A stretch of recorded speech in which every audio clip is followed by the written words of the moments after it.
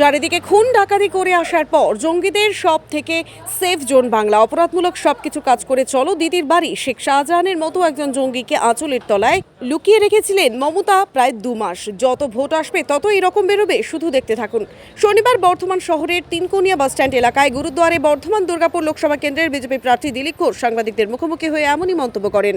অনেক সবে শুরু হয়েছে, দেখুন ইলেকশন যত এগোবে এরকম উল্টাপাল্টা আরো বেশি বলবেন। অনেকেরই তার কেটে গেছে, অনেকেরই কানেকশন হচ্ছে না, সবে শুরু। পশ্চিমবাংলার মানুষ এবার জবাব দেবেন, সেই জন্য এই ধরনের অসংলগ্ন কথাবার্তা আরো বেশি বলবেন।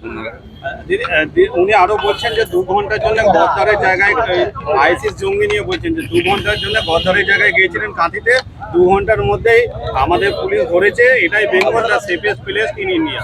কি বলবেন? না, আজকে প্রথমবার নয়, পাঞ্জাবের গ্যাংস্টার এসে এখানে কাউন্টার করে মারা যাচ্ছে, মিজোরামের টেরোরিস্ট এসে এখানে ধরা পড়ছে, আর চারদিক থেকে আজ ওখান থেকে করে এসে চলে এসে এখানে ধরা পড়ছে। কেন পশ্চিমবঙ্গে চলে আসে? সেফ হেভেন কেন হয়ে গেছে? চলো দিদির বাড়ি স্লোগান কি? যত ইচ্ছা মার কাট করো, খুন খারাপও করো, টেরোরিজম করো, দিদির বাড়ি চলে আসো, কেউ গায়ে হাত দেবে না। এটাই তো মেসেজ। শাহজাহানকে 2 মাস আঁচলের তলায় রেখেছিলেন একটা টেরোরিস্টকে। বুঝেই যাচ্ছে কেন আসে, ওরা কার পক্ষে আছেন, ওনাদের নীতি কি আছে।